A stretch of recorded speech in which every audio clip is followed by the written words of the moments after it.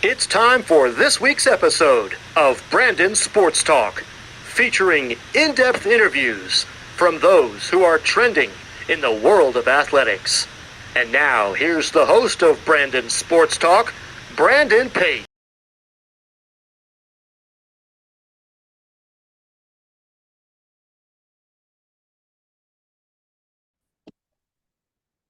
Welcome back to Brandon Sports Talk. In today's episode, I have the privilege to interview this Louisiana head women's golf coach, Coach Cindy Bodmer. How are you doing today? Hey, I'm doing great. Thanks for having me. Thank you. Can you talk about how you knew that you wanted to get started in coaching in college women's golf?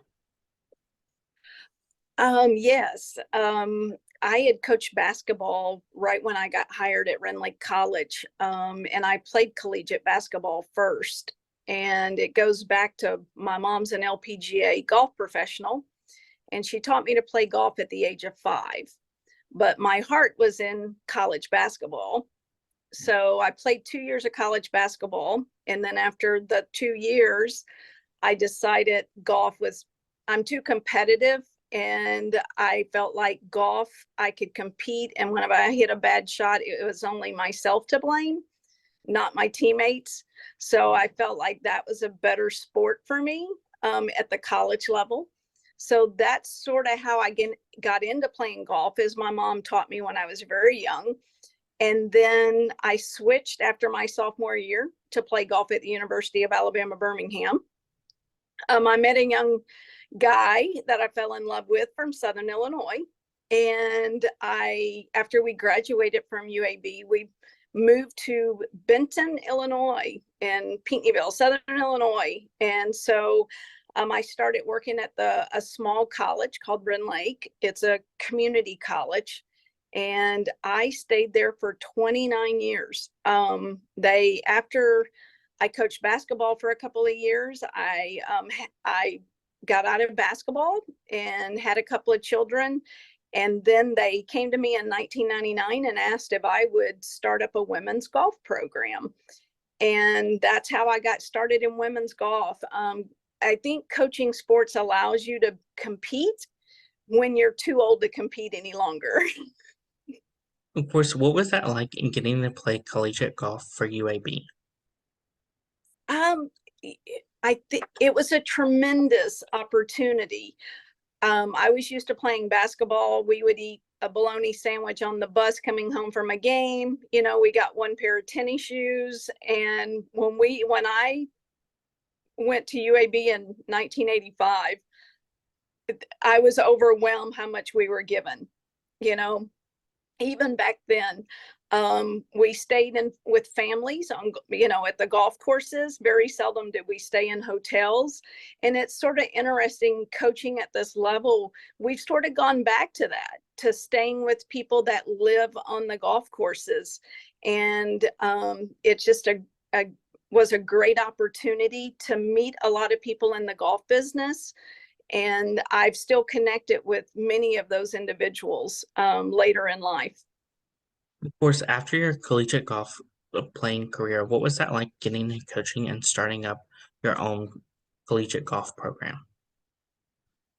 Um, well, I'm told I'm a good salesman. At a community college, I love Renly College. It was a great place to work for 29 years. So I could sell my college as far as to recruits. So, we had a lot of success there because we had a great golf course within 5 miles of our campus. We had 2 resorts within 5 miles of our campus. So I felt like we had great facilities. We had a driving range on campus, short game facility. If you were going to, the reason to go to a community college is maybe academically to get more fundamentally sound, or a kid just got overlooked, and I was there. I love to watch my players. So I go out and I watch, and I try to find kids that I knew I could get better quickly. In your 28 years with Reynolds Lakes, what were some of your biggest accomplishments? Um, I think having the academic All-Americans, I had over 10 academic All-Americans. I had numerous, probably 12 to 13 teams that were above a 3.0 and achieved great recognition for the college. But I also had playing All-Americans and winning 11 regional titles. And along with that, was Coach of the Year awards. We finished 4th in the nation, and from a little town of 500 people, that was a population of Ina, Illinois at the time, for us to compete with Daytona State, that had 24,000 students, where we had probably 3,000. That was competitive. I really enjoyed it. Of course, what was that process like going through the retirement as a coach after your time at Reynolds Lakes? Yes, Southern Illinois weather is a challenge, and that was sort of a deciding factor of me retiring and move back home to Florida. I did stay out of coaching for 1 year. I didn't work for 1 year. And then I met a PGA golf professional at a dinner party, and he asked me to come and help him run Op 36, which is helping with junior golf. And he introduced me to Bubba Watson's and his accountant, Randall Wells. And so I actually ended up working at a small driving range in Pensacola, Florida, teaching a lot of beginning golfers. I just love growing the game, and it was just a great opportunity. So when I got the call from Coach Fetcho to take the head coaching job here, I have 2 new grandchildren, and that was one of the deciding factors about coming back here to this area. But that sort of sums it up right there. Of course, what was your experience like working as a private instructor for golf? I love the game. I love teaching the game. So I did a lot of junior work with a lot of young people, work with high school kids, teaching them golf management more so than working with their swings, was teaching them how to, maneuver through a golf hole. And then working for Bubba, actually my boss, it's from a town just an hour and not even an hour from Southern Illinois. And so working for Gabe Sauer, which is now Bubba Watson's caddy, his father took over as the manager of Pensacola Golf Center, and I still work there part-time when I go back home. I get out there and work the range or give a few lessons while I'm in town. So it was a great opportunity to work at that facility. What was that feeling like getting that call from Southern Illinois to come back to college coaching? I was surprised. I was really thinking of a former player that, that would have a gun ho. I'd gotten sort of laid back, and that's the biggest transition, was going from only working a couple of days a week to putting in probably 80 to 100 hours a week. It has helped me get motivated again. Like when I retired, I was very laid back. I live on an island in Florida. So I was used to not doing anything almost. And then going back full time a week before school starts, it's been a challenge, but I've loved it. I met with my players yesterday, and we're not as good as I want us to be, but they're good people. And I could not ask for a better young ladies to represent this university. Of course, as you talked about that, what has it been like, obviously coming back only a few months and getting back into the swing of things like you were back when you were a college coach? Yeah, it's been a challenge. The Division I level, you have a lot more paperwork, a lot of more documentation, compliance. The practice, you're taking off 1 day a week. You're trying to get the players to, buy in to making changes so they can get better and compete for the Missouri Valley Conference in 23 days. So it's been a challenge for me. But I thoroughly enjoy coaching this team.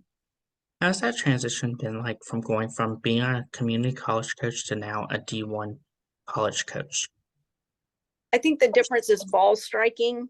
At Rend Lake College, those young ladies might have not had the talent that these girls do, but it was easy to coach them and get them to make changes and open up their mind as far as how to play safe instead of, hitting at 270. I didn't get too many players that could hit at 270 off the tee, and I have at least 3 at SIU.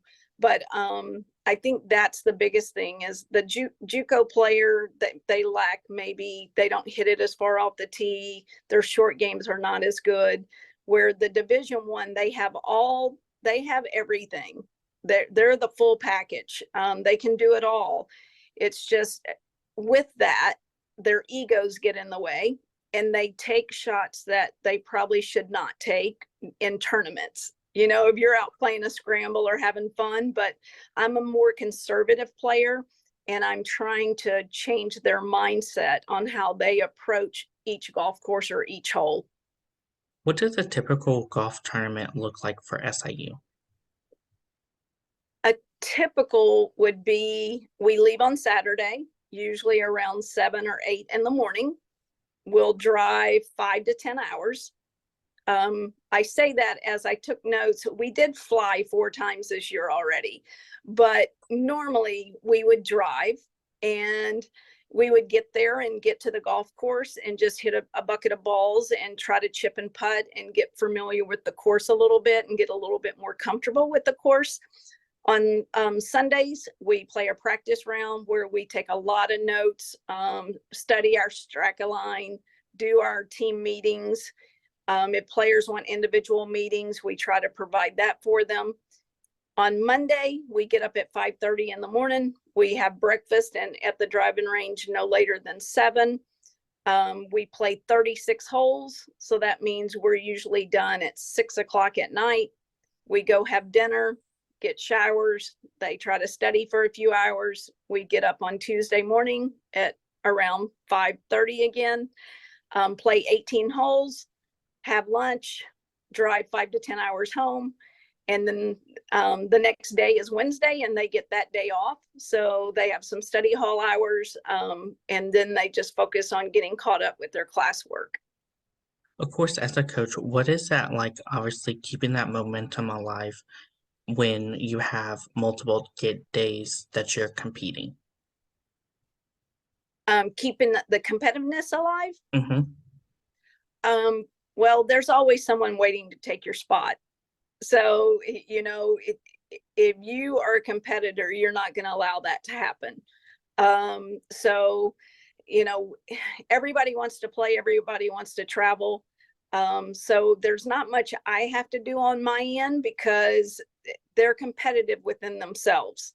So I don't think that is as important as keeping them motivated.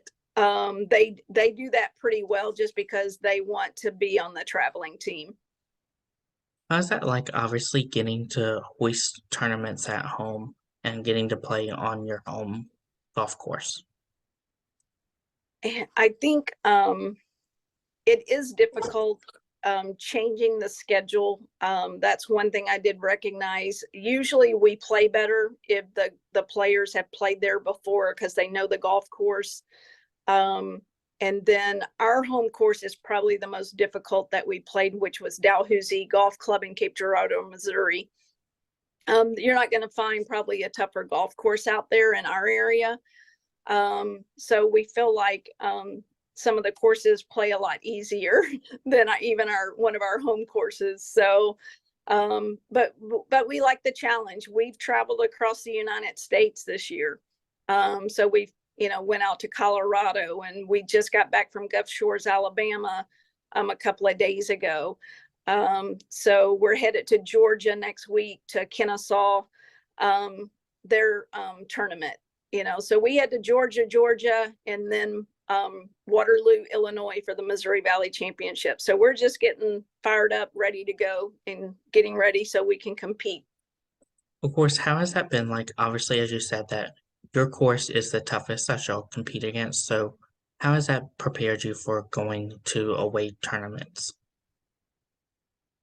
I think the hardest thing is adjusting to the different textures. And when I say textures, the different types of grasses that are out there, going from bent greens to Bermuda greens, especially if they've aerified them, fertilized them, sanded them. I mean, it's just, you do have to adjust. And in spring golf, it's been more difficult because most people have had a tough winter. And so there's been a lot of dead grass where we played, where it's, the zoysia hasn't popped yet. And so when you hit a shot, if you don't hit it in the middle of the fairway, there's a good chance it's probably going to go out of bounds or in the water, just because the grass is not grown back yet, from winter. So that's been our toughest thing as far as adjusting to that, because, of just coming from Illinois and going, 12 hours south to Gulf Shores. Of course, what does a typical recruitment process look like for those prospective student athletes looking to play college golf? Well, the recruitment, I really think I've always enjoyed the kid that reached out to me personally instead of parents or a recruiter. I really like to see the kid initiate all of that.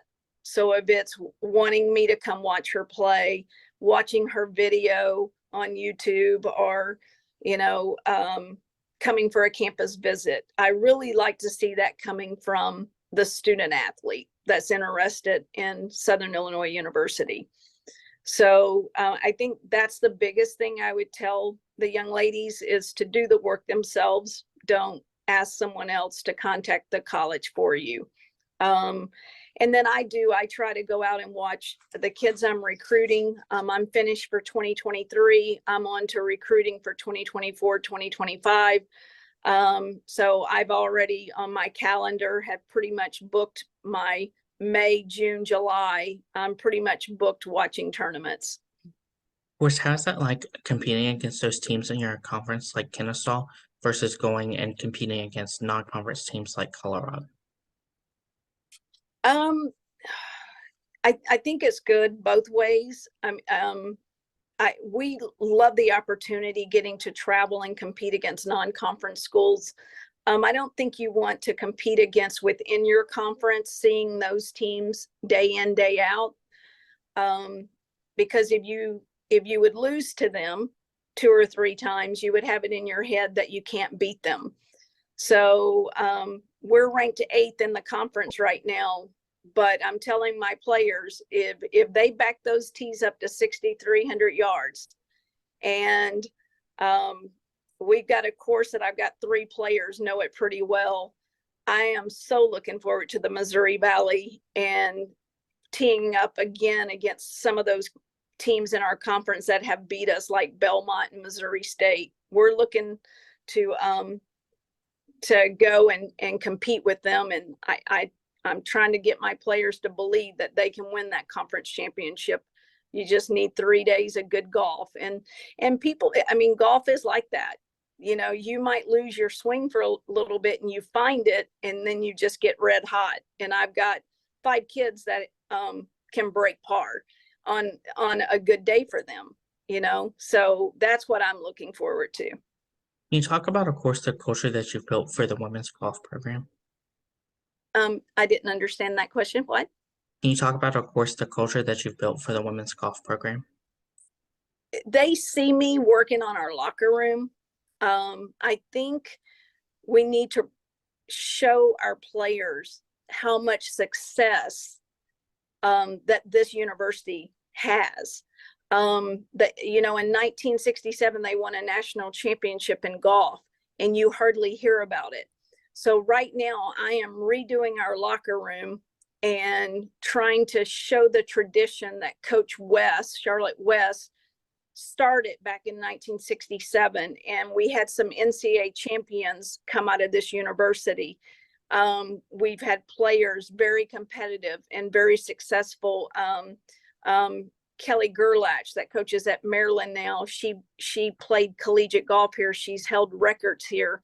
We want to some of those players and coaches that have been very successful here, we want them up on our walls in our locker room. We want to establish and show them the tradition, not only to our players, but our recruits that are coming in.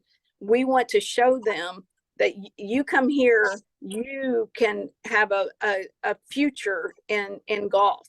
And I don't know if that's being an LPGA touring player or just being a teaching professional, or like Kelly coaching Maryland and has them in the top 30 in the country, you know? So that's the type of thing I'm trying to push with my players and be proud of this university. What does the official visit look like when those prospective student athletes come on the campus? The student athletes come on the campus. Mm-hmm. What was the first part of that? What does the official visit look like when those prospective student athletes come on campus to visit? Oh, yes. Well, first we have fabulous foods around here. Mary Lou's Grill is just a great breakfast place, and that's usually where I take them. I try to impress them with some of our pizza places around here that are fabulous. And once we take them there, I take them to, we have 3 golf courses that we play in our area: Hickory Ridge, Cocopelli Golf Club in Marion, and Dalhousie Golf Club in Cape Girardeau, Missouri. So I make sure and I try to make sure there's a football game going on because I think when you have other sports that bring so much spirit to the school, football in the fall is going on. And when the bright lights are on and we take them to a game or to a basketball game, and the student section, the dog pounds working, it's just a great atmosphere. And that's what you want these recruits to see. When they come here, your student athletes in school and golf is priority, but the social, getting to go to these neat little restaurants that we have on campus, and then also, you know, going out and watching the Salukis, you know, play football on Saturdays, and, you know, pregame, and it's just an exciting time on campus. As a head coach, what is it like to see those freshmen put on that burgundy polo for the first time and represent the university? Oh, you know, Under Armour is our supporter, and I can't believe all the clothes that we get. You know, I think it's special. We have dog head covers that we give out, but they have to earn those. So, you know, it's something that they shoot for, to try to get, you know, head covers for every one of their woods, or they want that particular hat. You know, so I feel like it is special, just like I remember at UAB, or when I put that jersey on at Enterprise State when I played basketball. It's a great feeling, and it's something to be proud of because they've worked hard to become a Division I player. What's it like, obviously, as a head coach, to see those players go from being a freshman, knowing nothing really about the program, to blossoming as a senior?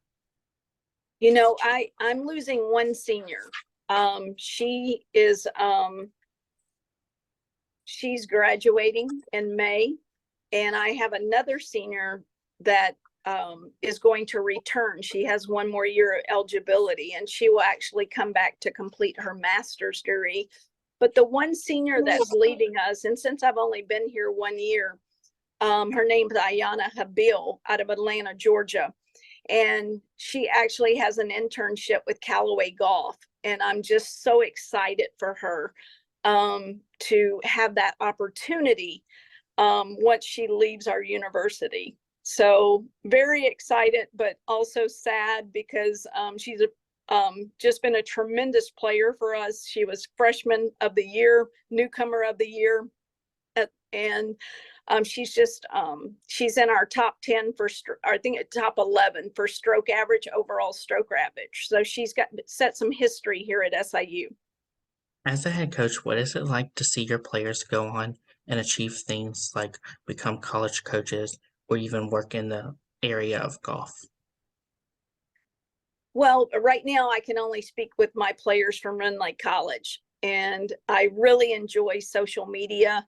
And like I said, I appreciate you reaching out to me because I love watching my former players be successful. If that's just being a stay-at-home mom, being an LPGA pro in Rockford, Illinois, where I signed one of my players because of the connection I had with a former player.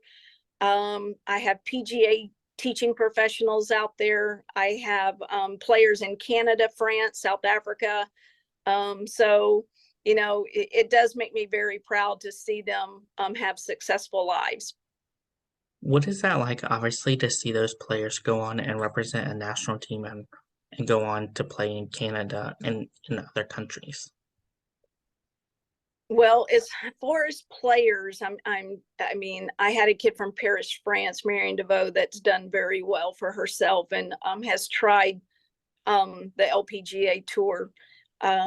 But really right now, I just have a lot of young ladies that have become professionals, either PGA or LPGA, that are growing the game out there. So I've got future recruits. What advice would you give those high school athletes that are looking to become college golfers? I think with the college golfers, if you're wanting to play college golf, you videotape your golf swing. You don't have to hire professionals, promote yourself. With all the social media that's out there, be careful what you put out there, but you can make your resume, you can keep scores, and I do recommend playing 18 holes, AJGA events. That's how you're going to get exposure, is going out and playing in these events. But again, you don't have to pay a recruiter $5,000 to place you at a university. You can do the work on your own and make videotapes of your swings, send to coaches, send your scores. I mean, you'll get looked at if you're winning tournaments. What advice would you give those college players that are looking to play professionally, whether it's the LPGA or the PGA?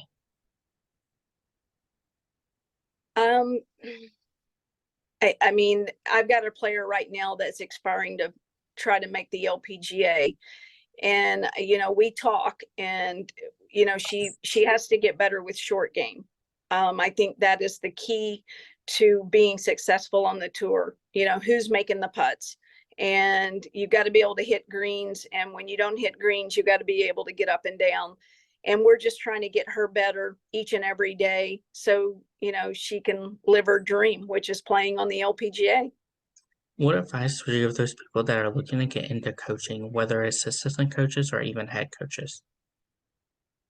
Well, I think being an assistant is probably the best route to go to advance yourself, in the college ranks, is going out and having success whatever college you choose to be at.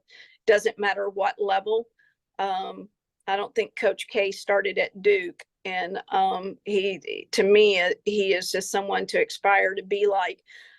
Just a tremendous coach, tremendous motivator. And I think those are some of the characteristics you need to be successful at the college level. So if you're assistant coach, then you can sort of, when you have success, open your own doors at the next level, wherever you choose to be. What advice would you give those future head coaches that are looking to build their own program? It takes a lot of hard work. I can remember my very first player I signed was in Springfield, Illinois. Her name's Bobby Jo Bivens. And it's only 3 hours, not even 3 hours from my college. And there was snow coming down that day, but I was scared if I didn't get to her before somebody else found out about her, So I can remember driving home, and it took me over 8 hours to get home when I was probably only 200 miles from her because the weather was so bad. But I think you just have to outwork other coaches. You got to go find those diamond in the rough. Some kid that might get overlooked. And, if you're a decent coach, you can get them better quickly. That's great advice. Where can my listeners find you at on social media along with the program at on social media? Sorry, Brendan, I didn't understand. Where can my listeners find the program at on social media along with you at on social media? Yes, we have an Instagram account, and then we also have a Facebook account. So just go, SIU, go Dogs. Thank you again, Coach Cindy Bodmer, for your interview, and best of luck in your future at SIU for the head women's coaching job. Thank you so much for having me, Brandon. Thank you. You can find Brandon Sports Talk on Facebook at Brandon Sports Talk, Instagram at Brandon Sports Talk, Twitter at Talk_Brandon. You can find me on YouTube at Brandon Sports Talk. Don't forget to like, comment, and subscribe. Thank you again, Coach Cindy, for your interview, and best of luck in your future. Thank you. You've been watching Brandon Sports Talk. Please feel free to like, share, and subscribe to Brandon Sports Talk on social media and on YouTube.